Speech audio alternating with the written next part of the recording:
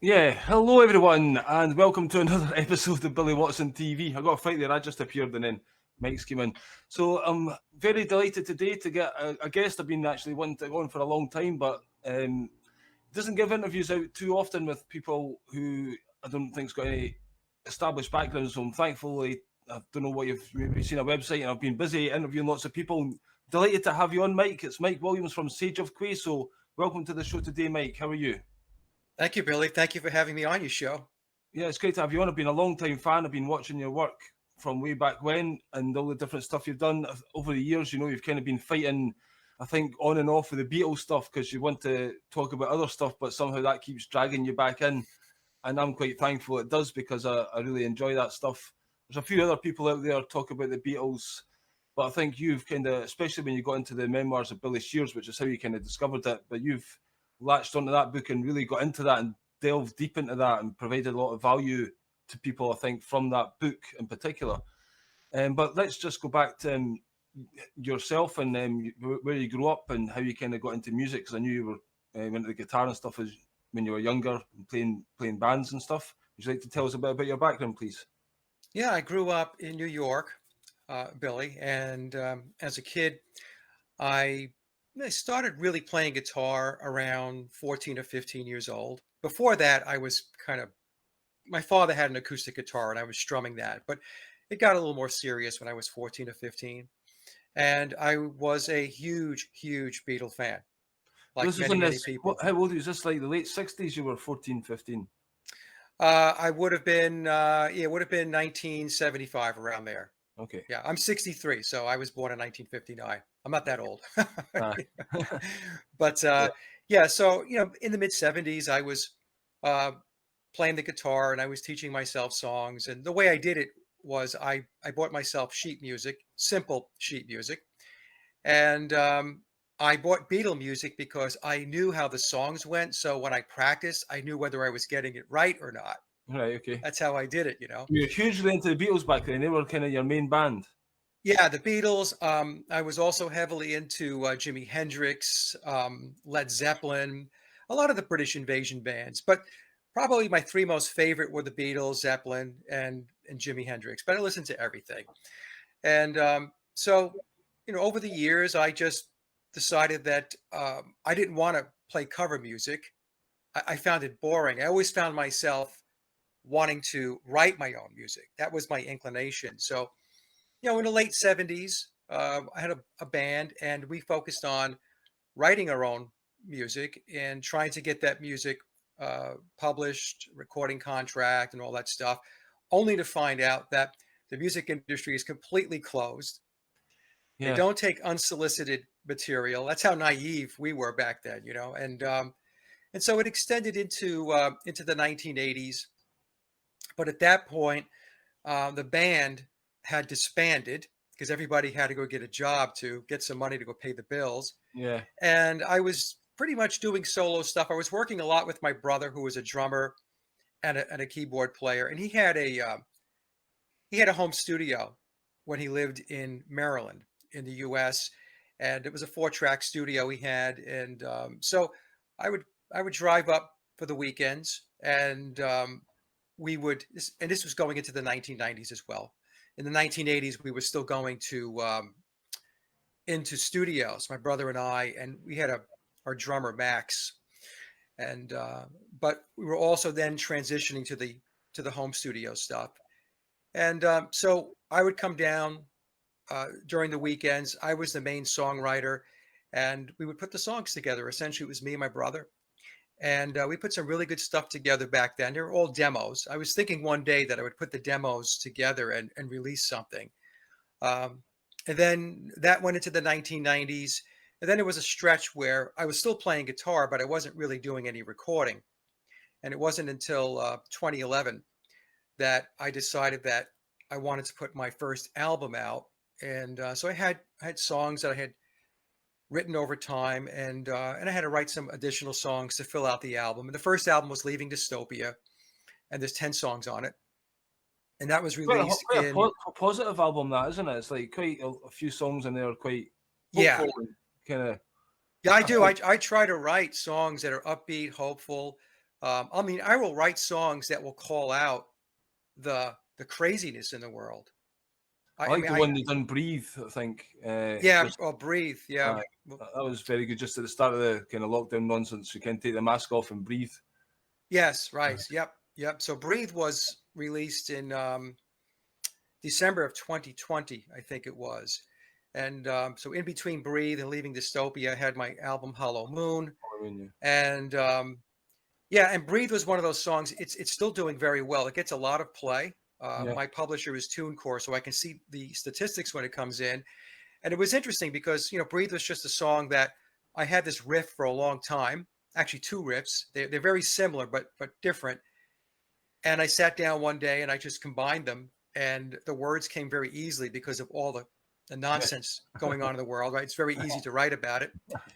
And yeah, that was Breathe. And then since then, I've written 7 more songs. So I've got 8 in the bag now, and I'm looking to get 10 songs written and recorded, and then I'll put a third album out. I'm shooting for early 2023 to get that done.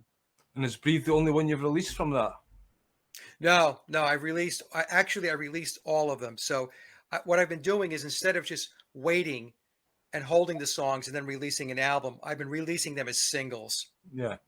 And so what the third album is going to be is a compiling of those singles. That's essentially what it's going to be. But yeah, I'm looking forward to it. It's been fun to really get back into the music and focus on that, because that's positive, it's creative, using your imagination, and you can step away from this big black hole that they're trying to suck us into. Again, I listened to a few tracks from your first album today. I got that feeling of Leaving Dystopia. It was time for, we have to kind of move towards something good and Yes. positive, rather than dwell down and focus on the negative. Yeah, we have to look at it and deal with it and kind of learn to step away from it. And I don't even necessarily fight the system. It's about removing ourselves from it, because all the legal name stuff and everything is tied in there. We have to look towards building something new and better. So that's the kind of ideas that I got listening to that Leaving Dystopia this morning. A few of the tracks was Yeah, kind of like that. when you focus too much and overinvest in their psychological operations, that's where you're sending your thoughts and your consciousness. And they manipulate thought and consciousness in order to manifest their agenda. That's what they do. So it doesn't matter how your thoughts and consciousness, how it gets to focus on their stuff. All they care about is that you're focused on it. Yeah. And so we do have to stay on top of things that are going on and to call out the nonsense. But we also have to have balance in our life, which means we have to get back to good stuff. We have to get back to writing music, writing poetry, painting, doing gardening, going outside, being in nature, spending time with your family, spending time with your friends, and doing those types of things. Because what they want to do is to strip all of that away from us and just blot it out and have us just focus on what they're putting out through their media, through their hypnosis box, otherwise known as a television set. So, so I made a concerted effort, Billy, over the last couple of months or so, because some people were asking me, well, you're not doing the interviews like you used to and all that stuff. Well, a lot of it is because I am spending a lot of time on the Beatles conspiracy, which is a gigantic conspiracy. But the other reason is because I need to spend more time doing the things like writing the music. My daughter's having a baby at the end of July, my first grandchild. Right. My wife and I have plans, to be there, with the baby and just to do things in life, because, we're at an age now where you don't want to spend the next 20, 25 years getting pulled into their trash heap. You want to try to enjoy life as much as you can. Again, yeah, but at the same time, we also realize we have a responsibility for the future, So again, it's that balance, because yes, it's a balance. Yeah, I've told people I'm not backing out. My head is still going to be in the game, but it's going to be a different approach, because we have to keep ourselves mentally and physically healthy in order to take the battle to them. Well, I was telling you before the show, I lost my job for COVID, and I've not been able to get another job. And I've been doing all these shows and all these interviews, and underneath it, behind the camera, I'm shitting myself. Like, I've got an underlying tension of finances, because the whole game is about money, isn't it? Yep. And even though food grows on trees and there's all these houses built already, and we could totally change the way we organise society to just have the basic needs met, and then that frees us all to be creative and follow our own, desires or whatever, for the good of all. If people get kind of ideas, I want to be this for their ego, but you should say, how can I serve best and do what you're good at to serve others? And if we all had that kind of attitude, we can make this world amazing. But this money factor, your whole life's dictated. Now I'm looking at stuff. I'm going to do a job in an airport, lifting people's baggage or doing this stuff. It's just, I don't want to spend my time doing that. Right. I've got better things to do in my time, but they don't seem to want to encourage people to grow and, you've got this talent and this, there you go and do that and be amazing. It's all about dumbing down the school system, conformity, think the same. And yeah, I don't know, there's just a lack of opportunity. I think, again, creative people are getting shut down and the arts are getting closed down. Like, your music to me is good enough, but again, you said the industry was blocked. And I met a guy a couple of days ago who says in the 70s he was getting offered deals, but signed the deal with the devil kind of thing, and they want to own all the music and then do what they want with it. So do you think it's that closed, like Freemasonic kind of closed shop in music, or why did you say it was closed when you were trying to make it in the early days? Did you kind of realize all the doors were not opening for you because you're not in the family kind of thing? Yeah, it's completely controlled, but I didn't know it at the time. Yeah. I bought into, I was a young guy, so we bought in, I say not me, but, myself and the other guys in the band, which included my brother and a couple of other guys, that we were naive and thought that if you had the talent and you had the ability, that the doors would be open. And only to find out that that wasn't the case at all. So if you sent a tape, back in the day, it was on cassette tapes. If you sent that out to the major record labels like Capitol, RCA, and the such, they didn't even open it. They sent it back to you with a stamp on it that said, "We do not accept unsolicited material." Aye. So unless you had a manager, an agent that was connected into their system, that was the only way that you were going to even get maybe even 5 minutes with, somebody from those record companies or those publishers. But, I figured it out quickly, and they wanted a formula. That's what they wanted in music. They wanted you to write music that was prevalent on the radio at that moment in time. That's what they wanted because it's all scripted out. And I just said, well, that's not what I'm going to do. I don't want to write music based upon what somebody else wrote. I don't, it's like doing cover music. You want me to sound like Meatloaf? In fact, I had one publisher tell me that. He said, well, if you could write music more in the vein of Meatloaf. And I told the guy, I said, Meatloaf, I said, he's a flash in the pan. And then I was shown the door. That's how naive I was, right? But I was telling the truth because he really was a flash in the pan. So, I just decided, you know what, I can't do this. So I went and I ended up working in the corporate world for over 30 years and doing that, also trying to keep my music going, so I was trying to weave the music in and out of the career, the corporate career. Is the music still a passion for you? Obviously, you're still doing it. Would you like to spend, full time? Do you still have a kind of a dream to be that rock star in the music? Is that, or is it just something you couldn't let go and you kind of got this creative element? So if you don't do it, you feel it. You kind of, because that's what I've been like with comedy over the years. I'm kind of barred. Again, I was going to ask you about people like maybe Bill Hicks or George Carlin. I think they're controlled, and even the Sex Pistols, they were seemed to be this revolutionary band. But again, you don't get on the Bill Grundy TV show on BBC, and you don't get record contracts with EMI or whatever unless somebody wants you to create the chaos or whatever. Yeah. To create that movement. So, I mean, it's like, it seems to be, you do get to a certain level, and even people like Billy Connolly, who's a big hero in Scotland for the Scottish comedians, or you wouldn't like to think, 'cause he even talks about Freemasons in his act, you wouldn't like to think he's one of them. But when, is there certain people, you've got the talent, you will make it regardless, or do they literally control it all? Do you think there's anyone out there that's genuine? Yeah, there are people that are in the system that are not in the brotherhood.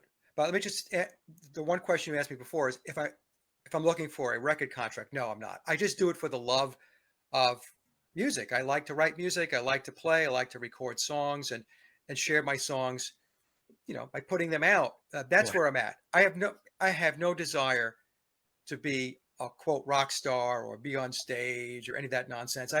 I'm not, you know, 20 years ago, not even 40 years ago, that would have been my mindset. But Right. today, no, not at all. Today, my mindset is my family, my friends, and trying to continue to do the work I'm doing to get the word out. Now, there are people in the music and entertainment industry that are not in the club. They're not in secret societies. They're not Freemasons. So, what you have is you have a couple of tiers, and the way it works is there are those that are bloodlined and they are born into the system. And so those people are earmarked very early on to wind up with very prominent roles in the entertainment and music industry. So Billy as an example, Billy Shears, Billy's bloodline, Billy was earmarked and tapped very early on, went through trauma-based mind control programs and all that stuff so that he could be molded and shaped to be who he is today. So when you see these really, really big stars, in all likelihood, they are bloodlined and they were groomed to be where they're at today. Then you have those that are kind of the middle tier, and they are in the brotherhood. They would be Freemasons, and they're brought in and they're given opportunities within the music and entertainment industry that you and I are excluded from. So think of it as like you work for a company like Exxon, as an example, a corporation. So the employees within Exxon are going to be, they're going to have opportunities made available to them that people who do not work for Exxon are never going to see because you're not working for Exxon. Yeah. The Masonic structure, the Freemason structure, is exactly like a corporate structure. There's no difference. They operate the exact same way. So strategy comes down from the top, and then within the pyramid of power, within that corporate entity, we'll call it Freemasons Incorporated, they have skills and resources, and they have people that they reach out to tap into in order to get their agenda and their initiatives deployed, to get them executed, to put them into play. So that's kind of the second tier. The third tier would be people like a lot of these pop stars that they are pulled in because they can be used and abused in order to move the agenda forward. So they don't really understand what the big picture is. They are enticed with a carrot that says, hey, you want to be famous, you want to make a lot of money. And what happens is they get pulled in, they give them a taste of success. And of course, they're like, oh, this is great. I'm becoming famous. People know who I am. My song was at the top of the charts. And then what they'll do is they will come back to them. I say I'm talking about the controllers, the handlers will say, well, if you like that bit, there's a lot more if you do X, Y, and Z. So what they try to do is to get them in deeper and deeper and deeper until they get to the point where there's no return. And they think nothing of taking these people and, like I said, using them and then abusing them, just discarding them and not caring. So I've identified at least those three tiers of how it operates within the entertainment and music industry. Yeah. It just seems very controlled, and don't know. Back in the day, you might have thought it was more organic, but then you learn about Dave McGowan's work with the Laurel Canyon and stuff like that, and it was incredible. Like Joni Mitchell, Neil Young, Stephen Stills. There's just Frank all of them. Zappa. Yeah, Frank Zappa was actually a bit more honest in a lot of his interviews. Yeah, and he kind of let it be known that. But he was from the Laurel Canyon scene. Yeah, he had a house there, didn't he? It was quite an interesting house he had there. I'm sorry? He had a house in Laurel Canyon, Frank Zappa. It was a very interesting house. Have you ever seen it? No? No, I hadn't seen it. Yeah. I think some crazy parties happened there. So, yeah, so you're going along when you're younger, and how did you kind of discover the conspiracy world then? What kind of got you down this path and going into researching and starting your Sage of Quay website? Because that's obviously taken up a large part of your life Yeah, I don't know. Yeah, it's really interesting when I try to think back how it all started. I started to wake up around 2006. I was 47 years old, and I had some, life experiences, some events that took place, and I had to take a step back and take stock in my life and say, where am I going? I'm 47 years old. Like, what's the path? What's the plan? So 9/11 had came and went, and you'd kind of bought into all that then. Yeah, yep. Originally, when 9/11 happened, I believed it, and then 2009, I had a very powerful spiritual experience, which really turned everything around. It put me on a completely different path. And then in '09, I had that spiritual experience. That's what you said, yeah. Yep. And from there, everything changed for me, Billy. So that's when I decided that I was going to do a blog. And at the time, I was listening to David Icke, um, InfoWars, that type of thing there, which is kind of the first step on the ladder, right? Those Yeah, types of, that's exactly what I'd done back in yeah, the day. just about everybody. Right. And then what happens eventually is you graduate from that. You move on. Well, I think people who are really awake, I like to consider myself very much awake. We move on from that stuff. Um, and we get into deeper aspects of the conspiracy, deeper aspects of what the reality is really like. So I started the blog going back. I think it was around 2011. It's over a decade. And on the blog, And you could share posts. Is it just a case of sharing, I just articles you share find information. interesting? Yeah. Yeah, I don't create my own information or my Yeah. own blog posts. What I do is every morning I go through my feeds and I decide what would be of interest to my readers. And so I've been doing that for over a decade, which includes my own research, by the way. When I do my own research and my own shows, I'll put it up on the blog. And then in 2014, I decided that I was going to do podcasting. Yeah. I didn't know, I was I didn't know, where to even start. And there were two people that came on the show that kicked it off for me. One was David Icke. I couldn't believe it. Yeah. Person I know had his email, and I just emailed him, and David got back to me like within a week and said, "Yeah, I'll do it."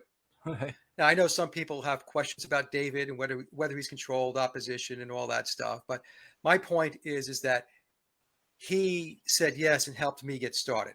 Well, to be honest, he actually came on my show as well, and I wasn't going to go live with him. And the last minute, I went live on my page, and I got like 100,000 views in it, and it really Yeah. kickstarted my page. Yeah. So, Yeah, I mean, we could say what we want about David, or people can say what they want, but the truth of the matter is, a lot of what he's presented over the last 30 years or so is accurate. you just kind of wonder, sometimes he says things like, well, Orwell and Huxley, they wrote about those things because they were in the club and they knew about it. And now he's saying, oh, look at me, I've revealed the secrets. We're like, well, how did you know about it? Right. So, and I think one of the biggest mistakes that David made, not to pick on David, it's just we're having a discussion about him, is when he started talking about reptilians. Right. Well, he's done it in such a way there back in the day where it was very what's the word I'm looking for? In your face, over the top, kind of shocking on purpose. Right. To kind of get that attention, where it could have went about it like he'll talk about it now in a slightly more calmed down way, whereby it'll be like more like it's kind of possession and people are seeing it, archons, and maybe getting an impression and not like all of a sudden the Queen then like I'm a reptile, Right. But I don't know if that happens, maybe I don't know exactly the whole shape shifting. I've never seen it. Some people have said they've seen some kind of shape shifting, but again, it's more in the kind of skin going a bit scaly of the eyes. Yeah. As opposed to transforming into a reptilian and doing what they're doing. Right. So if we put it into the category that there is some evil force out there, some parasitical force, then he was right. Okay, then he was right. It's just the way he put it together, because once he did that, then it was a field day for those in mainstream media. Up in that, well, he was already.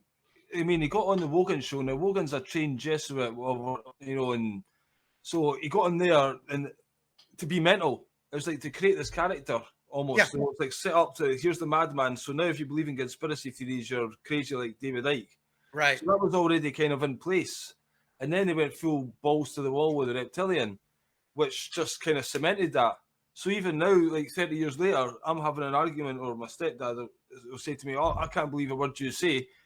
You think the Queen's a reptile. You told me the Queen was a reptile like 25 years ago, you know?" I was like, well, I was reading that, and you can't even begin to explain it, you know. Well, again, the demonic force of it, there is maybe truth behind it, but it's just a non-starter. So you're just losing a lot of people with that. Yeah. So it become, I think Alex Jones described it at the time as like putting a turd in a fruit bowl or whatever, you know. Punch bowl, yeah. Punch bowl, yeah. But again, who knows if they're both kind of just playing the game, because they seem to be quite friendly now. But it's again, the information's there. David Icke says, take the information and do what you want with it. It's up to you then to verify that information and to go down the different rabbit holes. And you say, oh, look under here. Because I always wonder why I didn't talk about the legal name so much. And it's quite funny when I was interviewing him, I said, you know, why didn't you talk about the legal name back in 2012? It's because he started to talk about it now. He says, oh, yeah, I didn't think people were ready for it back then. But then after the interview, I was like, hold on, they were ready for shape-shifting reptilians. Yeah, I think sometimes, you know, in all fairness, you do have to pick and choose when you're going to come out with information. You know, it's a decision that you make. And there are people, Billy, that they say that I'm controlled opposition. Yeah, I've been called Satanist and stuff like that because I done that in a picture for a laugh with Madonna. Yeah, yeah. Oh, I've been accused of being a Freemason. I work for Billy, Tom Harriet, who is the author of the book, The Memoirs of Billy Shears. He and I work together. We're in cahoots. None of that stuff is true, you know? So what I try to do is, like you mentioned, when I get information from David or information from InfoWars, I'm just picking on them as an example, I'll listen and I will take what resonates, and what doesn't, I will just leave it on the table. That's what we have to do, because nobody is 100% correct. Yeah. In fact, I tell people there is no truth community. It's a community of perspectives. People bring their belief systems, they bring it to the table, they present, and then they call it truth. Well, the truth is, the switch is either on or off. It's either true or it's not, true or false. But people want to look at truth as some kind of dimmer switch. And they'll say, well, it's my truth. Well, it's not a truth. That's a perspective that you have. And that's what we really have. We have different perspectives out there. And then it's up to us individually to figure out, you know, what resonates and what doesn't. That's what I do. Yep. So you got into the Billy Shears book, and that's what kind of got you into the Paul is dead thing. So let's talk about that a wee while, because you have spent such a long time in the Beatles thing. Going down that rabbit hole, you've done such great work in it. You mentioned Thomas, was it Harriet? Tom Harriet. Yeah. So you're in communication with him, and it almost seems like, do you believe that Billy is behind that book? Obviously. Yeah, and Billy is behind that book. Yeah. Yeah, and he's so basically, essentially, you're, you know, directly almost, because they'll put in the book, you'll do some research on it, and you'll make some stuff, and then all of a sudden, the next book, it's like they're taking your work and kind of confirming it. It's like you're almost somehow in a position where you're at the forefront of this revelation, and obviously, do you think there will be a full revelation after he dies, and that will come out, or will just be kind of kept this underground, kind of for those in the know? Because that's what it's for. He is telling people, you know, for us in the know, he's revealing it. Like somebody the other day there, Paul McCartney was at Glastonbury. McCartney, Billy. So I put on my Facebook, you did ken Paul McCartney, isn't he really Paul McCartney? And then I got 75 likes and stuff, and a lot of people agreeing with me. So there's a lot of people who know it. But there's a few other people came on with, what you're talking about. Oh, I remember that story, you know. But it is quite common knowledge, is what I'm saying, for a lot of people these days, you know. So it's picked up steam. It's definitely, it has gotten legs, and it's picking up more and more momentum. And a lot of people are starting to question Billy now. And I don't think it bothers him at all, to be honest with you. No. It doesn't. I mean, he knows the secret will never get out in the mainstream news. You know, no, it's never going to get to the point where there's a complete disclosure. At one point, I thought that after he died, that they would disclose that he had replaced him. But after the last edition of memoirs, where they talk about the game plan as far as the one world order, the religion, and how the Beatles are a big part of that whole cult to move to that new age religion. Um, I think that if it Yeah. does get disclosed, Billy, 100%, it's going to be a long, long time after you and I are gone. I just don't think they're going to do it. And by the way, even if Billy stood up tomorrow and had a major news conference and said, "Hey, by the way, I'm not Paul McCartney, I'm Billy Shears," people wouldn't believe him. They would say, "Ah, what a joker! He's such a card." And that's how deeply rooted the indoctrination is, the conditioning. The Beatles, and I was in the cult, by the way, because I was a huge Beatle fan. It's a cult. It's an absolute cult. It's no different than if you stood up in a Christian church and you raised your hand and you asked the pastor, "Did Jesus really exist?" Right? They would Yeah. take you outside and stone you. So you have the same reaction. You have this very, very over the top reaction by so many people when you question the Beatles. Even when you show them proof and evidence of the fact, as an example, that he was swapped out and replaced, biological Paul was swapped out and replaced with Billy. They don't want to hear it. They don't want to see it. I mean, No, it's undeniable evidence again, if you just the ear position in the nose and all this stuff. Yeah. There was not a couple of guys back in the day, they went out to prove that he was the same guy and then actually decided that actually he wasn't the same guy. Yeah, the Italian team, Yeah. a man and a lady, did the forensics back. I think they were going to release a report back in 2009. And yes, they were going to prove that, no, it is the same guy. And once they started doing the forensic work, they were like, uh-oh, it's not the same guy. And that got squashed, by the way. Right? That did not get the legs that they expected it to get. It just got squashed. In fact, I think around the time that they were going to come out with that, that's when Billy started doing, some appearances on the Letterman show, and he was talking about the Very Good Double, which is him, and he was mocking it and making fun of it, doing his masterful speaking bit. So it's unbelievable how they do that, isn't it? You just wonder if it's rehearsed or he just sees a wee opportunity here and there where he can, I can say this, and he's like, there's me, and then there's the other guy, the famous him, and right, I'm not him, and all this stuff, and just the way he'll talk about that, and yeah, again, he's always telling people. it's unbelievable. It is unbelievable, and it goes over so many people's heads, and that's why I did the whole masterfully speaking bit, and I tried to explain how it works, and you have to listen very closely, because once you understand it, then it's very easy to hear it. Oh yeah, totally. It's very easy to recognize it. Yeah. Yeah, and what was the guy, that fat guy, James Corbin or something like that, who, he's bosom buddies with him, and it's just like a wee in joke they've got going, isn't it? I mean, the Paul McCartney thing, it must be an open secret in the music industry, Oh yeah. and they're all call him Billy and stuff like that. It's just, and I was going to say though, back in the day, what's your view on the fact that did they take the original Paul McCartney out? Did they do this faustian deal kind of thing? Signed the deal, him and John Lennon especially, with the Freemasons. Then you kind of knew he was going to get taken out and died, and then it got a bit closer, and all of a sudden he's getting taken out. Do you think it was the car accident on the way home from the record studio where they had an argument, and he died and got decapitated and got reported, and it was just an accident? And then it says all Beatles, because you talked about the religion there. Obviously, I don't think this, but we can't announce this to the world because we'll have to get a replacement in to keep the story going, or there'll be too many suicides. That was almost one excuse for it.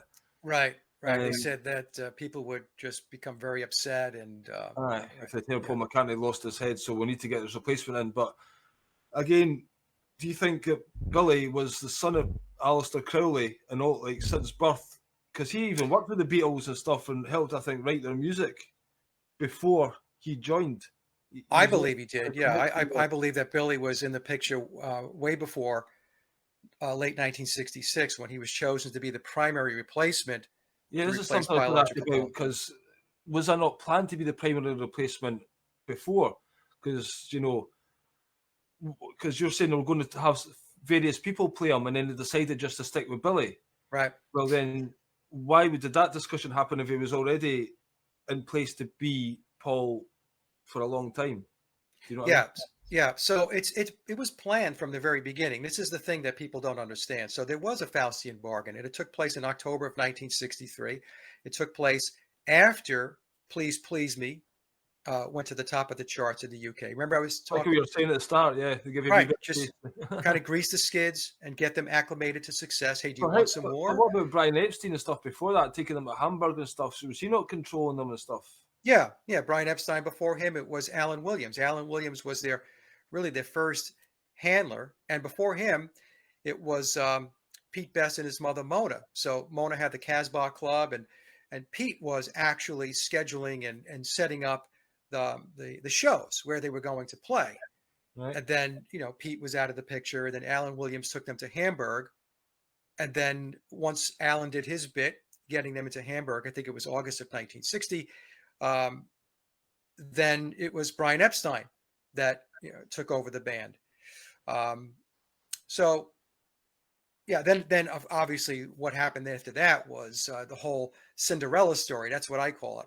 So you think they were Where kind of modelled up to that point before that, but then they've got the deal with Please Please Me, and then they've done the Faustian deal at that point, and then it's went mega. I think that they were handled from the very beginning. I'm almost positive they were handled from the very beginning, Billy. So it goes back to a thought that I have that they were, in all likelihood, in some form of mind control programs as kids, Yeah. and they were being groomed and handled.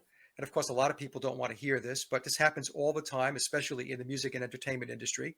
They both And so they lost were their brought mothers as along. well. John and Paul had lost their mothers again, maybe Yes. an accident, but it seemed like that was part of trauma as well, And we don't really know anything about their parents. So when you go back and you try to do research on John's biological parents or Paul's biological parents, you cannot find really much information on them. Why is that? How is it that we don't have a plethora of information on the parents of two of the most famous musicians in the world? How can that possibly be? So, that raised a red flag. So I believe that they were on the radar for a long time. The way the deep state works, the way Tavistock works, is they have a pool of resources. So it's not just the Beatles that they had their hooks into and that they were handling and grooming. There were other bands as well. So if you go back to the old, days in Hamburg and back in England at the time, there are many of these acts where one way or another they wound up as major acts. Denny Lane, Bev Bevan, who were in the Diplomats with Billy. Bev Bevan went on to drum with ELO. Denny Lane, we know Denny Lane with the Moody Blues, and then with Wings. I'm just going just briefly there, just Daniel Lane. He posted something recently. Hold on. Oh, Denny did? He posted this with "Happy Birthday, Paul." Can you read that? Yeah, let me see. And then basically just said something here about we see the world as doing fine without the need of disguise. Just another wee clue. Okay. About the water. Anyway, just thought I'd show you that. Yeah. Well, Denny has been connected into the scene for a very long time, and Denny Lane and Billy go back a long ways. Yeah. So, but it was that good going interview back, when he got drunk, wasn't it? He kind of admitted it. yeah. Oh, yeah. During that interview, unfortunately, the guy that did that interview had himself too many drinks under his belt, and so it's too bad, because I thought to myself, too bad I wasn't there asking the questions. Right, okay. If you're going to have Denny Lane on and you're going to interview him, you have to try to keep yourself sober, I think, right? But even though Denny still masterfully spoke, and he let the cat out of the bag. I know a guy that's a friend of mine who used to do some work at the concert venues, and Denny was coming into play, and his name was Walt. And so after the show, Denny was packing up his guitar, and so Walt said to him, "Hey, Denny, talk to us about Billy Shears." And he says, "Who?" He says, "Oh, come on, Danny, you know who we're talking about. You know, Billy Shears." He goes, "Oh, you mean Billy McCartney, Aye. right?" I'm not saying So, Paul so McCartney. yeah, so Denny on occasion has let the cat out of the bag, but you have to have the awareness to know what it is that he's telling you. He's not going to tell you, "Oh, yeah, Paul was replaced and it's Billy now." But Yeah. it's at least two times now. One time with a guy that I know, and I actually did an interview with Walt going back a couple of years ago where he spoke about the entire interaction. So yeah, so the Beatles had that Faustian bargain, and which means that all of this stuff was planned, Billy. So they're basically just ordinary musicians. Have done this deal, and they must know that session musicians obviously, you know, they're doing all the backing track and making it as good, and they're just playing the role. So every time you see these Beatles, they're basically just carted around everywhere for 2 or 3 They're years. performers. Yeah, they're given interviews, and you know, meanwhile in the background, all the music's getting written and stuff, and they turn Exactly. up and do the vocals, and they're not these Exactly. hardcore creative geniuses. Was No. it you? Was it you that done the Hey Bulldog Yeah. audio? Aye, that was quite obvious as Quite well. telling, right? The studio version's unbelievably amazing. You Right. know, obviously shit hot people playing, and then you hear them battering The it. demo was amateur hour. Yeah, And then you hear what happened, folks, for those of you who don't know. I had a clip of John Lennon playing Hey Bulldog on the piano, and the piano playing was horrific. It really was. It was very, very amateurish. And then we get to Hey Bulldog, the recording on the album, and then the piano playing is pristine. It's obviously a professional studio player playing the keyboards on Hey Bulldog. So how did Lennon go from doing that demo to playing the piano like that on the recorded track? And the problem is that if you look at the credits, it'll say piano John Lennon, right? aye, So, yeah, that's the so problem right, there. so that's what happens. So the official story, what happens is it balls itself up. So when you start digging in and you start peeling back the onion and looking at what really went on, it's many times it's not hard to dissect and to take apart the official story. But the Beatles, going back to your point, Billy, they were performers. That's what they were. They were not great musicians. They were Yeah. not, right? When they first Well, got they to openly admit Hamburg, that they they can't write their own music and stuff like that. I mean, none of that's necessary, but they openly say, you know, we're not very good musicians. Quite often they'll say that. many times they said that. In fact, I have a clip in my big presentation, Did the Beatles Write All Their Own Music? Where John Lennon says he was embarrassed by his guitar playing. Aye. And I have another clip where George Harrison said he never practiced, ever. He and Ringo never practiced. Because So they if didn't you need to. never, They probably just thought, just turn up and do what you need to do, you know. yeah, So they had the dreams probably of being this rock star. Then they've kind of realised, actually, we're just getting used here. right. So then they probably started not liking themselves, and because they realised that, and then so they were doing that, and you did a great presentation with what was it, Rubber Soul and Yeah, Revolver, obviously been written, especially Rubber Soul, I think it was, in that short space of time. Rubber Soul, yeah. And then Billy comes into the picture. It seems to be like there was a whole period there where the songs were getting written by session musicians, and then Billy's come in, and I think he's had a great influence, obviously, in Sergeant Pepper. Yes. What I'm saying is, like, at which point did the Beatles actually start contributing? Did they want to contribute, you know, like, to get involved in it more? Okay, Because so obviously it must have been realised everyone else is doing it. Like, what about me? I was supposed to be doing this, you know? yeah, so I'll summarize. So between 1962 and 1966, the Beatles wrote very little to anything, and they were not playing on the recorded tracks. Um, George Martin hired studio musicians like Vic Flick, Bernard Purdy, Yeah, and others, the Big drummer. Jim Sullivan, to come in and play on the recordings. In fact, Bernard Purdy said that he drummed on 21 early Beatles songs. And in a recent clip that I put up, a recent video, I should say, of Bernard that goes back to the early 2000s, he said that Ringo played on nothing Aye. in the early period between 62 and 66. So think of it in terms, folks, it's the same thing that the Monkees did. The Beatles came in and sang the vocals.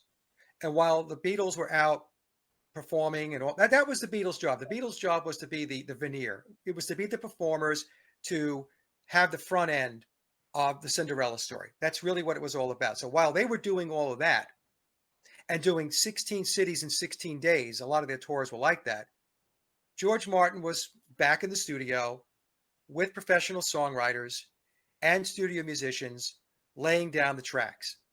And then he brought the Beatles in. The tracks were all done. He overlaid the vocals and the harmonies. Then he mixed the vocals and the harmonies with the existing instrumental tracks, and that's how the albums got released. Now, there was also a post on a Paul is Dead Facebook page that a friend of mine alerted me to, and this person wrote a great post where he had gone to a Donovan concert, and he had a VIP pass. You know, you can go back as a meet and greet with Donovan, and he asked Donovan about how the Beatles were able to write so many great songs in such a short period of time. And Donovan responded that there was a genius songwriter that was involved. And while the boys were, quote, gallivanting around, this is a quote that came from this post. This guy was relaying his conversation, the conversation he had with Donovan. While they were gallivanting around, all of this work, the creation of the music, the recording of the music was getting done. Then, you know, we get to Sgt. Pepper. Sgt. Pepper is essentially, it's the Billy and George Martin show. It's Billy's baby. It's all him. There was an interview that Billy did going back, probably back in the 1980s, where he stated that George Harrison wasn't even there for the Sgt. Pepper sessions. Right.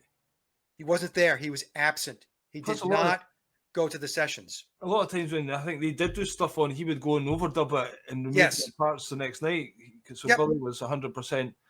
Round about that time, obviously Sgt. Pepper was a big explosion for the psychedelic scene, which was obviously created by the CIA, you know. Kicked off the Summer of Love. Yeah. So that obviously I think had a hugely detrimental effect on people's consciousness, and although it was deemed overall awakening and hippie, actually it put a lot of people off against people talking about anti-war and stuff like that because they're all the dirty hippies, and you know, it's fucked up a lot of people. I think creating this whole hippie myth. What was the point I was going to say? Yeah. So do you think Billy was brought in specifically to kind of change the Beatles from what they were to this psychedelic? Because he had that interview where, you know, you've asked me a question and now I've admitted taking LSD. That was done intentionally to get it out into the wider world. Yes. And the Sgt. Pepper album again was done. Was that his kind of, go and do this, mate? You know, we want you to put in this psychedelic album. Was that the point of getting Billy in there? Maybe the original Paul maybe wouldn't want to do that kind of thing. Do you think there's an element of that? No, I don't buy the thing about, a lot of people will say that the original biological Paul McCartney, he wasn't buying into the program, into the agenda, and so, you know, they offed him, he stepped out, and all that stuff. No, I go back to what I was saying before.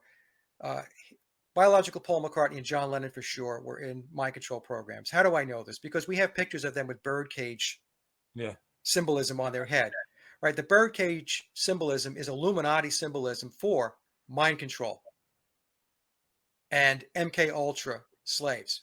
So this is why even now we can kind of feel sorry for Billy, because although he is a cunt and waving the Ukrainian flag at Glastonbury, he is practically still mind controlled. Oh, absolutely, absolutely. So Billy, now you asked me before whether he was Crowley's, if Crowley is his father. It's possible. It's very possible. We haven't come down with anything definitive, but it certainly leans toward that. And it appears that what probably happened was Crowley had sex magic, and Billy was probably the result of sex magic. And children who are conceived from sex magic rituals are considered special. And so they are identified at birth to be groomed and handled to have very influential positions in the world. Some, it could be politicians, it could be the music industry, the entertainment industry, but they will be very influential and very powerful. So it's possible that it could have happened that way with Billy. And yes, and Billy was in a mind control program. He admits this in the memoirs of Billy Shears. It's trauma-based mind control. And yeah, and we can see today that he's pushing the controller's agenda. I mean, he's not anti-establishment, which is kind of interesting because the Beatles were depicted as anti-establishment. Yeah. Right. Fast forward now, 50 years, Same with Mick Jagger and and Stones as well. he is the establishment. Aye. Well, Mick Jagger done that song with David Grohl that had a couple of digs. David Grohl. I fucking hate him. Remember he fell off the stage and broke his leg, and then Billy came to the rescue and that. Do you think that was staged almost, or Yeah, they became bosom and buddies? two dead bodies, right, in bands that he's been in. So somebody asked me, "What did you think about that, Mike?" I said, "I think I would not want to be in a band with David Grohl." That was so creepy. That was so creepy as well. That video they made. Yeah. The Foo Fighters, was it in hell or something like that? And the guy drummer died in it, Hawkins. Yes. Yep. That was creepy as fuck. And then It was very creepy. You Yeah, should be it saying was- to yourself, hold on a minute, somebody should be asking them questions. Because, I don't know. Again, Yeah. it's just they're mocking us as well, a lot of it, It's constant fucking with us. But anyway, let's stay on topic with this. I can go everywhere, but... Oh, you're doing great. It's a hard thing, though, because this topic in particular, somebody said in my post the other day, why is it important to know if he's been replaced or not? They're all actors. Well, the thing about the Beatles, this one, it just lead into everything. You can go down so many rabbit holes with this, even the numerology aspect of it, like Right. the dates, everything they're released and stuff like that. I mean, what's People your who say that, Billy, people who say that are not awake. Okay. They might think they're awake. They're not Yeah. awake. They don't understand the implications. First of all, it's a massive deception that's been going on for 60 years. So if you just chalk it up and say, oh, what's the big deal? They lie about everything. Well, that's why I've taken the time to help people understand that the Beatles, as a massive psychological operation to social engineer the world, Yeah. not just one country, the world, and what it's leading to. And it's leading to Crowley's Eon of Horus, which some people will refer to as the Age of Aquarius or the New Age. And let me tell you, folks, what that's all about. It's about a new world order, a one world order with a one world religion with a whole lot less people. And in order to get where they are today, there were many, many tools, the Beatles being one of those tools in their toolbox. And I always tell my listeners that the music and entertainment industry is a gigantic tool in their toolbox.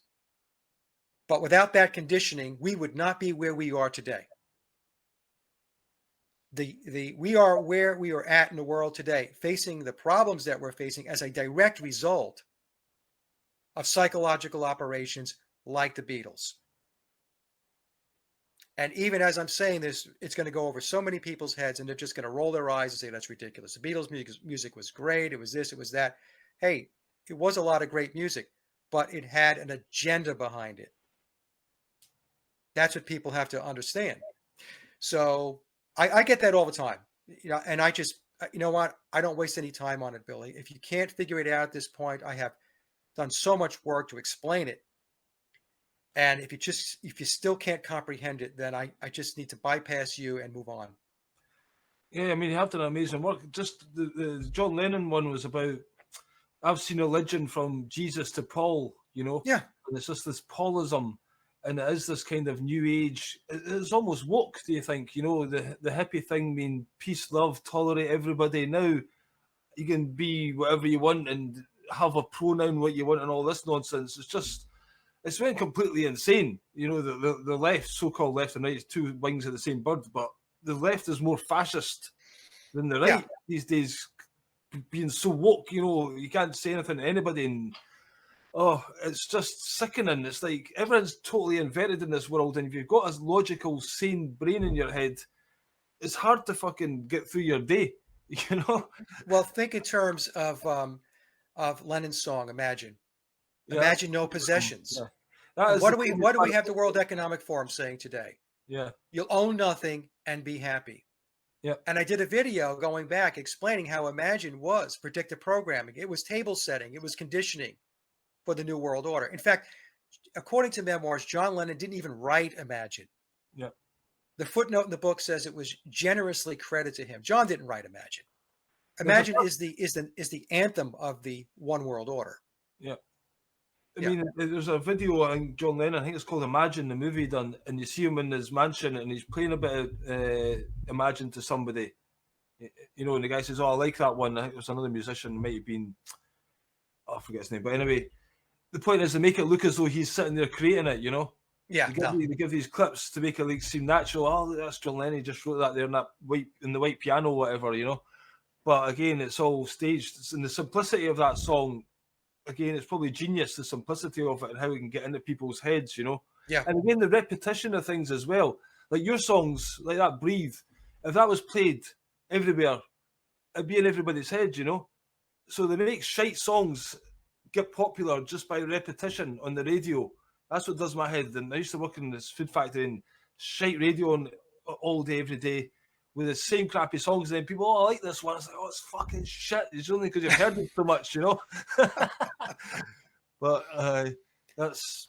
Well, they own it. They own the airwaves. They own the distribution channels. They own all of that stuff. Yeah. So each genre of music, Billy, was developed by the deep state, by the Committee of 300, you know, using Tavistock and the social engineers, the social scientists out of Tavistock to move the population in a certain direction. So, you know, the whole British invasion, you had heavy metal, you have punk, techno, all of these genres of music. When you think about it, they were all put in place and they were done in order to shape and condition society. So this is what they do.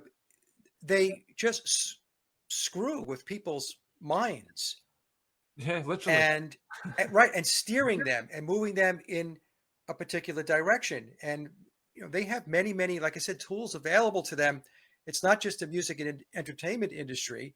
It's a multifaceted, it's full spectrum domination. That's what they're looking for. And some people would argue that they pretty much have it. Yeah.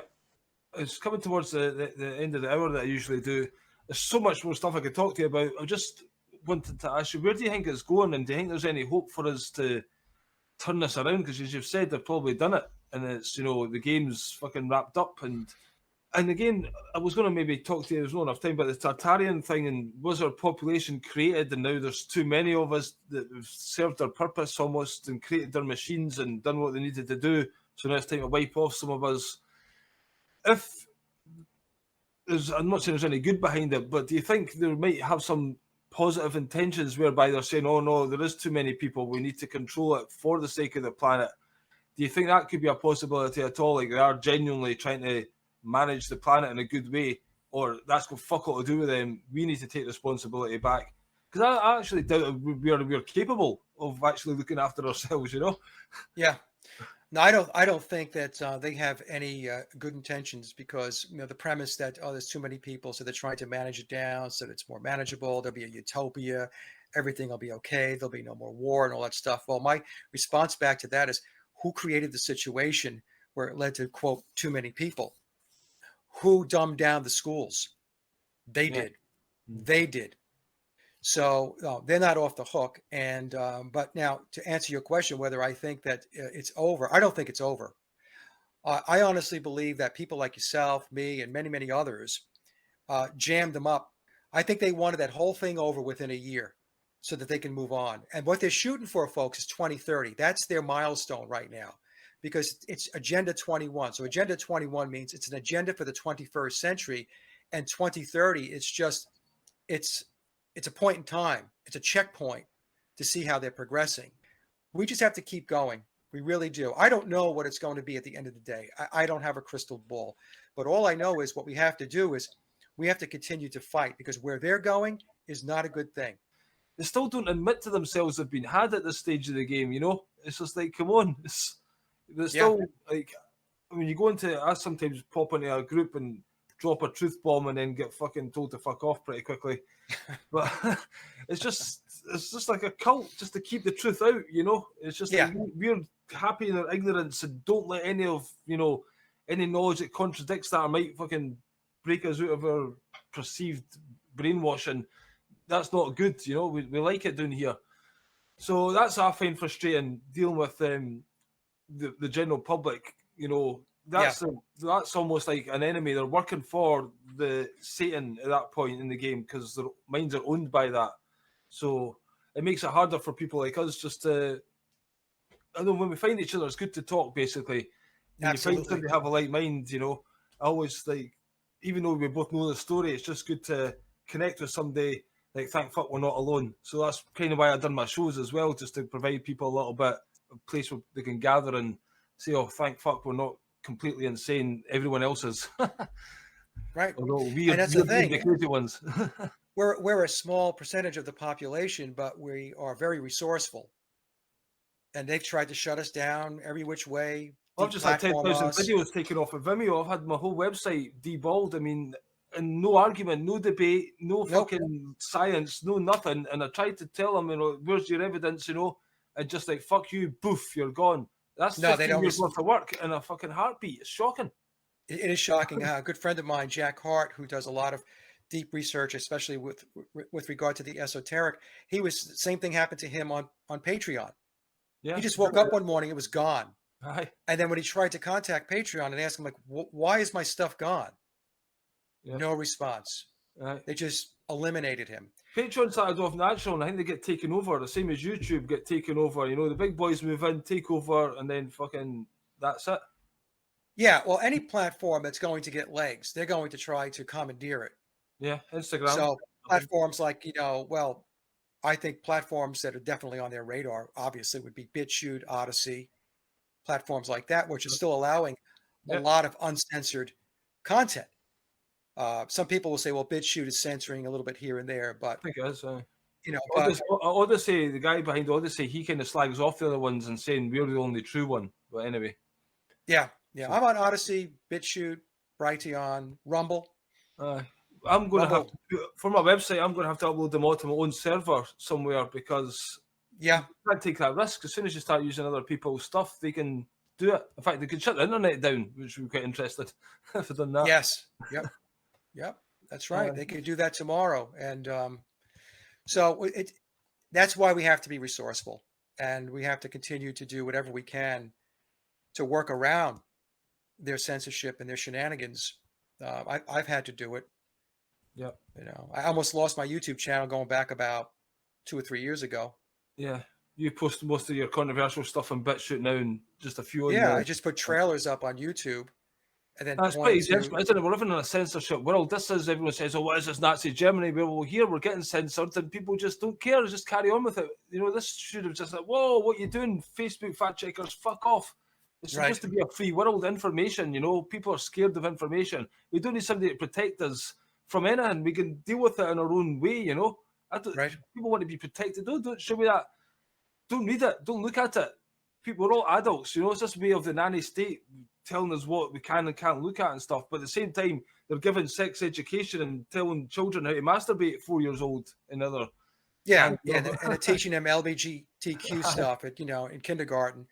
Now, when they say, you know, they're protecting people, they're not protecting people. They're protecting themselves. Yeah, exactly. They're protecting themselves. That's what they do. And they always turn it around like, oh, you know, we care about you. So much. They don't give two shits about us. And everybody needs to start understanding that for people who don't understand. It's so sickening when these politicians get up there and, you know, Nicola Sturgeon or Boris and just like, just vomit inducing. They're morons, Billy. I mean, and if people can't see that they're puppets, in the United States, the leader of the free world is Joe Biden. It's incredible, isn't it? He's an 80-year-old guy that craps his pants and he has dementia. And people believe that he is running the country. And in fact, a lot of people in the truth community, I get very annoyed with them because they say, Biden did this. Biden said that. I'm like, excuse me. Yeah. Biden didn't do anything. There's a machine behind him. Yeah. He's a veneer. So stop being lazy and start looking behind the curtain, because there are people who are calling the shots and it's not him. A good book you recommend, and it's also available on YouTube and audio, is The Committee of 300. That's a good place to start for really getting down in the deep state. Dr. John Coleman's book. Yeah. Fabulous book. Yeah. It was written back in 1985. And if you read that book, his research had culminated to about, I think, 20 years by the time he wrote that book. So he started his research in the 60s. And if you read that book and then just log in your head that was 1985, Aye. and you could see what they were doing and where they were at with their agenda, and then you think to yourself, holy smokes, it's 40 years later. Aye. Where are they now? But the book is very good because it does expose the internal mechanisms of the deep state, which is the Committee of 300 and everything that flows in underneath it, like Tavistock, the Club of Rome, Bilderberg, the Council on Foreign Relations, the Trilateral Commission, all that stuff, Zionism. Yep, I mentioned to folks it's on the audiobook and YouTube because, again, people can be lazy to read, but there's no excuse. They can listen to it there. Yeah. Would you like to tell people where they can find your stuff and maybe buy your albums and stuff like that?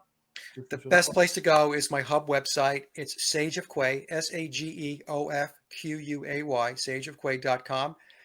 All of my links are there, Billy. So if you just go there, it's one-stop shop. You can get to my music. You can get to my blog, my YouTube channels, my Rumble channel, and all that. That's great. Well, I think we've done a little bit more than an hour, but I've could go on for hours and hours and hours. You've got a lot to talk about. You've done a lot of great work, Mike. We really appreciate that. And I always look forward to your Beatles one, so I'm quite glad you're persistent with it. And well done, because I'm sure it takes a lot out of you going way down to that rabbit hole as well. And those books as well, the Billy Steers ones, kind of gets inside your head, I think. Yeah. So, it's exhausting, that's for sure. I won't deny that. Yeah. But it was great, Billy. Thank you so much. It was just a wonderful conversation. It was good to, it was very open and freewheeling. That's cool. If you're hanging around, I'll just say goodbye to you after the show. But for everyone else, thanks very much for watching. I really appreciate that. sageofquay.com for Mike stuff. And I'm on billywatson.tv as I repopulate my site slowly but surely. Thanks for watching. Cheers and out. Bye-bye.